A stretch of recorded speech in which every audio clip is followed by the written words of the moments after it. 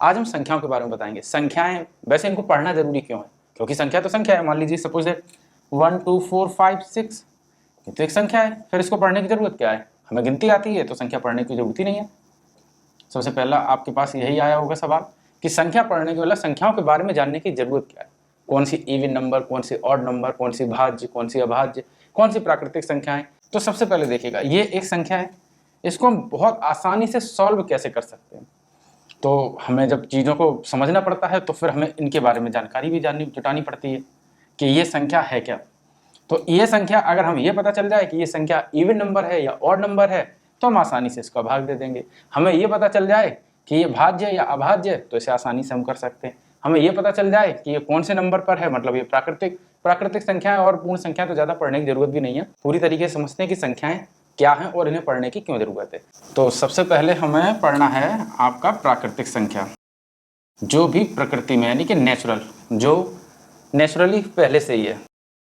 सभी छोटे बड़े जो भी कंपटीशन की तैयारी कर रहे हैं वो भी इस चीज़ को सीख ले। बिल्कुल सिंपल है, किसी भी चीज़ को सॉल्व करने के लिए इन सब का जानना बहुत ज़रूरी है, खासतौर से गणित में संख्याओं के बारे में जानने के लिए। तो प्राकृतिक संख्या क्या है? Natural number. तो नेचुरल नंबर क्या है? नेचुरल नंबर सबसे पहले तो आप मान लीजिएगा किसी भी कमरे में जाएं और आपने कहा कि वहाँ कितनी टेबलें हैं, तो उसकी मतलब उसको गिना जाएगा कि 1 2 3 4 5 6 टेबलें, तो बताया 6। फिर पूछा कितनी लालटेन है, तो बताया 5 लालटेन। फिर पूछा कि वहाँ पर कितने मेज़ हैं, वो कितनी कुर्सियाँ डली हुई हैं, तो बताया कि 6 7 कुर्सियाँ डली हुई हैं। तो मतलब उन सबको मैंने गिन लिया। इसका मतलब कि वो प्रकृति में एग्जिस्ट करती है, यानी कि प्रकृति में पहले से है, यानी कि प्रकृति में वो चीज़ है, उसको हम गिन सकते हैं।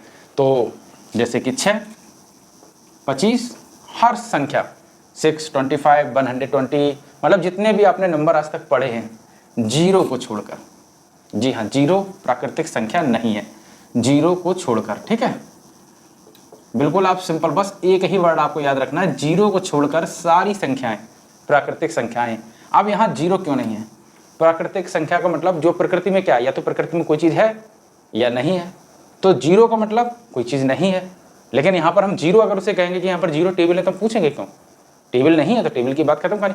तो यानी कि जो प्रकृति में जो चीज़ नहीं है वो नहीं है, और जो चीज़ है उसको हम गिन सकते हैं। तो जिन चीज़ों को, जो चीज़ें हैं उनको हम गिन सके, वही प्राकृतिक संख्या है। सिंपल सा है, जिन चीज़ों की हम गिनती कर सकते हैं। तो 1 से लेकर सारी संख्याएं हम गिन सकते हैं, अरबों खरबों असंख्य, मतलब फिर आगे तो फिर छोड़ ही दो, वो तो फिर असंख्य तक है। आप जिंदगी भर आपका जीवन भी खत्म हो जाएगा और आपके पूर्वज भी गिनते चले जाएंगे, तब भी संख्याओं का अंत तो नहीं है। तो वो सारी संख्याएं प्राकृतिक संख्याएं। ठीक है, तो प्राकृतिक संख्या में क्या है? जीरो को छोड़कर। सिर्फ एक वर्ड आप याद करें, मैं इसकी डेफिनेशन सबसे लास्ट में दूंगा, ठीक है, और बिल्कुल सिंपल तरीके से दूंगा जो आपको समझ में आ जाएगा। दूसरी संख्या क्या है? चलो इसके मैं कुछ एग्जाम्पल लिख देता हूँ, ठीक है, ताकि आपको याद रहे। अब दूसरी संख्या क्या है? पूर्ण संख्या। पूर्ण संख्या का मतलब जो पूरी हो, जिसको कहीं ना कहीं किसी ना किसी रूप में यूज किया जा रहा हो, वो सारी सारी संख्या पूर्ण है। तो यहाँ पर क्या है, जो ये जीरो को छोड़कर है, यहाँ पर लिखेंगे जीरो सहित, यानी कि इसमें क्या है? जीरो भी शामिल है, सहित जीरो शामिल है, जीरो भी शामिल कर लें, बस सिर्फ इतना सा ही अंतर है दोनों में, सिर्फ इसमें जीरो भी शामिल हो जाता है, शामिल है, सॉरी, जीरो भी शामिल है। ठीक है, जीरो भी शामिल है। तो अब यहाँ पर सवाल कितने बन सकते हैं प्राकृतिक संख्या और पूर्ण संख्या को लेकर? क्या क्या पूछा जा सकता है?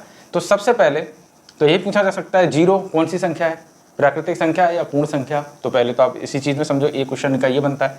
दूसरा क्वेश्चन इनका बन सकता है कि मतलब मान लीजिए उन्होंने 4 ऑप्शन दे दिए आपको, 0 5 7 6, इसमें बताइएगा कौन सी संख्या जो आपकी है वो पूर्ण संख्या या प्राकृतिक संख्या नहीं है। कौन सी संख्या प्राकृतिक संख्या नहीं है? एक सवाल ये बनता है, तो आप कह देंगे जीरो। आपको पता है कि जीरो को छोड़कर सारी संख्या प्राकृतिक है। दूसरा ये पूछा जा सकता है कि मतलब इसको इस प्रकार से भी समझ सकते हैं कि प्राकृतिक संख्या, हर प्राकृतिक संख्या पूर्ण संख्या है, लेकिन हर एक पूर्ण संख्या, यानी कि हर एक पूर्ण संख्या प्राकृतिक संख्या नहीं है। ये भी एक सवाल बनता है, क्योंकि हर प्राकृतिक संख्या पूर्ण संख्या है, यानी कि 1 2 3 4 5 6 7 8, इसमें तो जीरो छोड़कर बाकी के, मतलब जीरो भी शामिल हो, बाकी की भी सारी संख्या है, यानी कि हर प्राकृतिक संख्या पूर्ण संख्या तो है, लेकिन हर एक पूर्ण संख्या, हर एक का मतलब सिर्फ ये जीरो, सिर्फ ये जीरो इसमें इंपॉर्टेंट हो गया। इसीलिए हर एक पूर्ण संख्या प्राकृतिक संख्या नहीं है, नेचुरल नंबर नहीं है। यानी कि कोई भी अगर होल नंबर है, मतलब सारे होल नंबर में एक जीरो ऐसा नंबर है जो प्राकृतिक संख्या नहीं है। तो जितनी भी पूर्ण संख्या है उनमें जीरो अगर मतलब गिना जाएगा तो वो प्राकृतिक संख्या में नहीं आएगा। तो सिंपल सा है कि कोई भी प्राकृतिक संख्या पूर्ण संख्या होगी, लेकिन हर एक पूर्ण संख्या प्राकृतिक संख्या नहीं होगी। समझे? क्लियर हुआ? अगर और भी कुछ पूछना है तो कमेंट करके आप पूछ सकते हैं।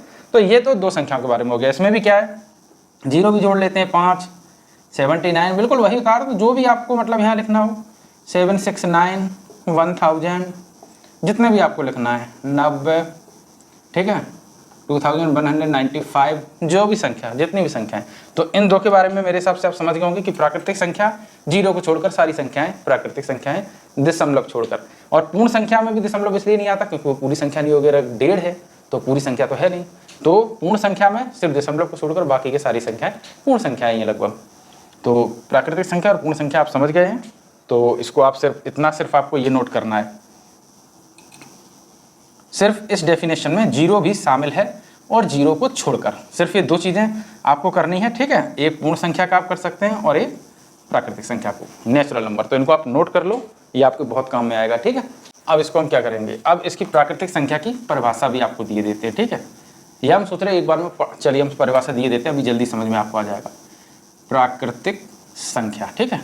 अब इसकी आप डेफिनेशन क्या लिखेंगे, संख्याएं, ओके, यानी कि आपका हो गया नेचुरल नंबर। प्राकृतिक संख्या, तो इसकी परिभाषा में क्या है कि जिसको भी गिना जा सके, यानी गिनने वाली हर संख्या, गिनी जाने वाली हर एक संख्या प्राकृतिक संख्या है। धन पूर्णांक भी इसे कहते हैं। तो गिनने वाली हर संख्या, गिनी जाने वाली प्रत्येक संख्या, लो हर एक को हम प्रत्येक लिख दें, ठीक है। गणित की भाषा थोड़ी सी अलग कर दें तो प्रत्येक संख्या, हर एक को छोड़ो, प्रत्येक संख्या धन पूर्णांक, धन पूर्णांक, या आप कह सकते हैं प्राकृतिक संख्या है, ठीक है। नेचुरल नंबर है, प्राकृतिक संख्याएं हैं, प्राकृतिक संख्याएं हैं, ठीक है, ओके। और पूर्ण संख्या में, पूर्ण संख्या को किस तरीके से बनाएंगे, तो पूर्ण संख्या के लिए क्या है, होल नंबर क्या है, होल नंबर आपका क्या है, गिनी जाने वाली प्रत्येक संख्या धन पूर्णांक या प्राकृतिक संख्या है। लेकिन यहाँ पर हम लिख सकते हैं जीरो सहित, मतलब जीरो भी इसमें शामिल है। सहित का मतलब होता है शामिल, यानी कि जीरो भी उसके अंदर है। जीरो सहित सभी प्राकृतिक संख्याएं, दैट्स इट, मतलब सभी प्राकृतिक संख्याएं। तो प्राकृतिक संख्या को पता है 1 से लेकर सारी संख्या भी प्राकृतिक है। तो जीरो सहित सभी प्राकृतिक संख्याएं, सभी प्राकृतिक संख्याएं, ओके। संख्याएं क्या हैं आपकी, पूर्ण संख्याएं होती हैं, ठीक है, पूर्ण संख्याएं होती हैं, यानी पूरी संख्याएं होती हैं, पूर्ण संख्याएं होती हैं। आई होप आपको पूर्ण संख्याएं और इसमें समझ में आ गया होगा, ठीक है। कभी इसके क्वेश्चन आपको बनाकर बताएंगे तो आपको समझ में आएगा। तो ये दो चीज़ें आप नोट कर लीजिएगा, बिल्कुल सिंपल है, स्क्रीनशॉट ले लीजिएगा, सॉरी। भाज्य संख्याएं, भाज्य संख्या मतलब कंपोजिट नंबर। कंपोजिट नंबर्स क्या है, यानी कि भाज्य संख्या क्या होती है। भाज्य का मतलब जो किसी ना किसी से कट जाए, एक और अपने के अलावा छोड़कर। एक से तो सारी संख्या कटती हैं, जैसे कि 47, यहाँ पर आप समझ जाइएगा, 1 4 जा 4, 7 1 7 जा 7, सॉरी। तो एक से तो सारी संख्या कटेंगी, यानी कि यहाँ शेष ना बचे, बात समझो, यहाँ पर शेष ना बचे, शेष ना बचे कब, जब वो एक और खुद के अलावा किसी और से कटे। अब ये संख्या 47 किससे, एक से कटी, दूसरी किससे कटेगी, ये 47 से काटते हैं, 47 बन जा 47, ओके। तो एक और 47, यानी कि एक और खुद से, एक को हम हिंदी में लिख देते हैं, एक और खुद, स्वयं से, स्वयं के अलावा, जो कि भाज्य है, अभाज्य में तो कुछ भी छोड़िए, एक और स्वयं के अलावा अन्य किसी और संख्या, यानी कि दूसरी किसी और संख्याओं से कटे, यानी एक और स्वयं, यानी 47 सिर्फ एक से कटेगी और स्वयं से कटेगी, इसके अलावा किसी और संख्या से कटे। एक और स्वयं, स्वयं का मतलब खुद, 47 से कट सकती है और एक से कटेगी। तो एक और स्वयं के अलावा किसी अन्य संख्या से, किसी अन्य यानी कि दूसरी, ठीक है। आप हिंदी भी समझते जाइएगा तो आपको परिभाषा लिखने में आसानी रहेगी। किसी अन्य यानी कि दूसरी, किसी अन्य संख्या से, संख्या से, ठीक है, अन्य संख्या से कट जाए। अब कट जाए को गणित में विभाजित हो जाए, ओके, विभाजन यानी कि अलग हो जाए, जुड़ जाए, कट जाए। तो अन्य संख्या से विभाजित हो, एक और स्वयं के अलावा किसी अन्य संख्या से जो संख्या विभाजित हो, जो संख्या, संख्या क्यों लिखना जरूरी है, नहीं तो फिर आपका पूरा सेंटेंस बनेगा नहीं। जो संख्या विभाजित यानी कि कट जाए, छोड़िएगा, पूर्ण रूप से कर देते हैं। ठीक है, देखिए परिभाषा अपनी यहाँ बनती जा रही, पूर्ण रूप। आप कहेंगे इसको क्यों बढ़ा दिया? पूर्ण रूप का मतलब पूरी तरह, रूप मतलब तरह, पूर्ण का मतलब पूरी। तो आप हर चीज को समझिएगा, पूरी तरह कट जाए, विभाजित हो जाए, इससे आप कभी भी नहीं भूलेंगे, विभाजित हो जाए। ठीक है, मैंने सिर्फ डेफिनेशन लिख दी है, इसका इतना उपयोग नहीं है। पूर्ण रूप से विभाजित हो जाए, कौन सी संख्या कहलाती है? हाँ, भाज्य संख्या या फिर कंपोजिट संख्या। ठीक है, भाज्य संख्याएं कहलाती हैं, भाज्य संख्याएं कहलाती हैं। ओके, कहलाती हैं, ये सिर्फ मैंने इसके बारे में लिख दिया है। अब ये तो भाज्य संख्या होगी, तो कौन कौन सी संख्या है? 4, 9, 14, 27, 36 और आपका है 42, 81, बहुत सारी संख्याएं, ज़्यादातर संख्याएं जो है भाज्य संख्याएं ही होती हैं। तो अब 4 क्या है? देखिएगा 4, अब मैं सिर्फ 4 को एक्सप्लेन कर देता हूँ। 1 4 जा 4, ओके, 4 से भी जाएगा, पता है हमको, 4 1 जा 4, ओके। लेकिन अब ये 2 से भी कट जाएगा, क्योंकि 2 दूनी 4, ओके। यानी कि यहाँ शेष नहीं बचा, यहाँ शेष नहीं बचा अगर किसी अन्य संख्या से कट जाए, यानी पूर्ण रूप से विभाजित हो। ठीक है, तो अब आप समझ में आया कि ये सारी संख्याएं हमारी भाज्य संख्या, ये किसी ना किसी से कटेगी। जैसे 81 81, तो 9 में 81, यानी 9 9 81, तो 81 हो गया। 42 7 6 42, 6 7 42, बहुत सारी संख्या से कटता है, 3 से भी कटेगा, 2 से भी कटेगा, 6 से भी कटेगा। ठीक है, 96 36, ये भी 2 3 6 तीनों से कटेगा। और आपका 27, यानी कि 9 3 27, तो ये 3 से कटेगा। 14 आपका है, यानी कि 14 है आपका, तो 2 7 14, तो 2 से भी कटेगा, 7 से भी कटेगा, 14 से भी कटेगा, 1 से भी कटेगा। तो ये एक और स्वयं के अलावा किसी और संख्या से कटे, तो इन 2 के अलावा, अगर 4 है तो 1 से, इसके अलावा किसी से कटे तो वो भाज्य संख्या है। आप कभी भी किसी भी समय जब ये सवाल आए तो सिर्फ आप इसको ये समझना है कि ये किसी की और संख्या से जा रही है या नहीं जा रही है। अगर जाती है किसी भी एक संख्या से तो भाज्य संख्या है, फिर आपको ज़्यादा उसमें ध्यान नहीं देने की जरूरत है, बस 1 से कट गई, भाज्य संख्या हो गया। ठीक है, अब पढ़ते हैं अभाज्य संख्या। मुझे लगता है कि आपको समझ में आ रहा होगा, अगर आ रहा हो तो नीचे यस जरूर लिख दें। अभाज्य संख्या, अभाज्य संख्या बोले तो प्राइम नंबर। अच्छा, प्राइम नंबर्स को आप प्राइम मिनिस्टर से मतलब कनेक्ट कर सकते हैं। प्राइम का मतलब सर्वोपरि, यानी कि उसका ना तो किसी और से भाग जाए और वो अपने आप में मतलब बहुत ही मतलब पावरफुल हो। जैसे कि आपका है 2, 1 और 2 के अलावा किसी से नहीं जाएगी, तो 2 क्या है? 2 आपकी अभाज्य संख्या है। क्या है? और ये एक अभाज्य संख्या, और ये एक पहली ऐसी संख्या है जो सम है। जब मैं इवन और पढ़ाऊंगा तब समझ में आएगा, अभी चलो इसको डीपली नहीं समझते। तो 2 जो है वो अभाज्य संख्या है, क्योंकि ये 1 और 2 के अलावा किसी से नहीं जाएगी, और पहली बात बहुत छोटी है, तो इसीलिए ये अभाज्य संख्या है। दूसरी अभाज्य संख्या क्या है आपकी? 5 7 9 जाता है, 3 3 9, यानी 3 3 जा 9, तो 9 नहीं होगी। 11 किसी के पहाड़े में नहीं आता, किसी के भी पहाड़े में। और 11 के बाद आपकी होगी 17। अगर हम 15 करते हैं तो 15 भी आपकी जो है तिरुपति 15 वाला 3 से भी कटेगी, 5 से भी कटेगी। 15 के बाद 19 करते हैं, तो ये संख्याएं आपकी क्या है? अभाज्य संख्याएं, जो किसी से भी नहीं कटती हैं अपने और 1 के अलावा। तो 5 में भी 1 का पढ़ा जाएगा और 5 का जाएगा और किसी का पढ़ा नहीं जाएगा। लेकिन अब एक चीज़ इसमें इंपॉर्टेंट है जो मैं आपको बता दूं। ठीक है, मैंने यहाँ परिभाषा नहीं लिखाई है, वो मैं थोड़ी देर में लिखाऊंगा। एक चीज़ यहाँ पर इंपॉर्टेंट है, 2 एक इवन नंबर है। अब आपने देखा किसी भी संख्या, कोई सी भी संख्या होगी, उसके अंत में 2 नहीं आएगा, 4 नहीं आएगा, 6 नहीं आएगा, 8 नहीं आएगा, 0 नहीं आएगा और 5 नहीं आएगा, सिर्फ 5 को छोड़कर। 3 भी है यहाँ पर, मैंने 3 लिखना भूल गया। ठीक है, और चलो ऊपर लिख देते, 3 भी अभाज्य संख्या है। ठीक है, 5 नहीं आएगा, ये तो कन्फर्म नहीं आएंगे, क्योंकि 5 किसी भी संख्या के अंत में आएगा तो वो 5 से तो कटेगा ही कटेगा। 5 के पहाड़े में 100% वो संख्या आएगी ही, चाहे 100वीं बार आए, चाहे 1000 बार आए, चाहे 999 बार आए। तो ये संख्याएं 100% आखिर में नहीं होंगी, आखिरी में नहीं होंगी। 5 और 2 को छोड़कर आखिरी में नहीं होंगी। ओके, समझ में आया? तो वो सारी संख्याएं आपकी कैसी हैं? अभाज्य संख्या। मान लीजिए बहुत सारी संख्याएं दे दी गई, किसी के पीछे 5 लगा तो आप उसको तो छोड़ ही दो, ये भाज्य संख्या है। किसी के पीछे 2 4 4 0 आ जाए, हाँ ये भी भाज्य संख्या है। तो हो सकता है आपको ढूंढने में और आसानी हो जाए, तो इसको कभी हम और दिन मतलब सॉल्व कराएंगे। तो आज अभाज्य संख्या में सिर्फ मैंने बता दिया, इसको ये संख्याएं आखिरी में नहीं आएंगी, सिर्फ 2 और 5 छोड़कर। ठीक है, तो ये सारी संख्याएं सम है और ये एक केवल विषम संख्या है। चलिए इनको मैं बाद में। अब अभाज्य संख्याओं की परिभाषा क्या होगी समझो। एक और स्वयं के अलावा, तो यहाँ क्या है? एक और स्वयं के अलावा, यही देखिएगा, किसी अन्य संख्या से पूर्ण रूप से विभाजित ना हो, बस वही है, संख्या से जो संख्या लिखना चाहो तो जो संख्या पूर्ण रूप से विभाजित ना हो। सिर्फ यहाँ कितना अंतर करना है, से लगाना है और किसी अन्य संख्या से पूर्ण रूप से विभाजित ना लगाना है। ना हो जाए, ना हो, अभाज्य संख्या कहलाती हैं। ठीक है, वो कौन सी संख्या कहलाती है? अभाज्य संख्या। तो यहाँ पर भी आ लगाना है।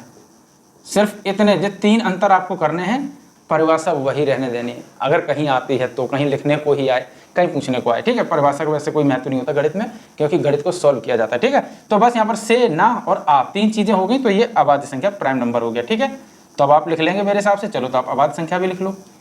ठीक है, तो ये आप अभाज्य संख्या भी लिख लो, इसको यहाँ पर बीच में ऐड कर देना, इसको यहाँ पर ऐड कर देना और भाज्य की जगह पे थोड़ा आ बढ़ा देना।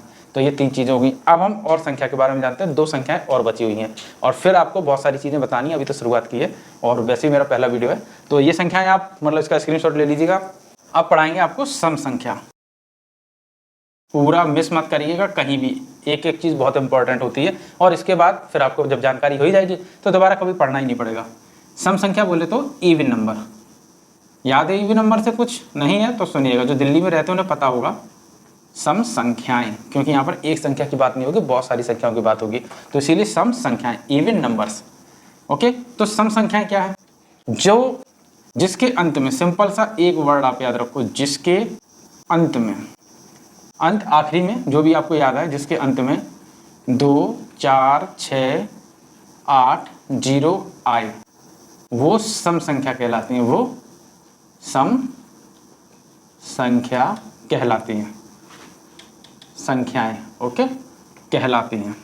अगर इंग्लिश में आप पढ़ना चाहें तो कभी हम इंग्लिश में भी मतलब नया कोई वीडियो बनाना शुरू करेंगे। फिलहाल अभी हम हिंदी मीडियम वालों को पढ़ा रहे हैं, क्योंकि उन्हीं की शिक्षा पर कोई ध्यान नहीं दिया जा रहा है।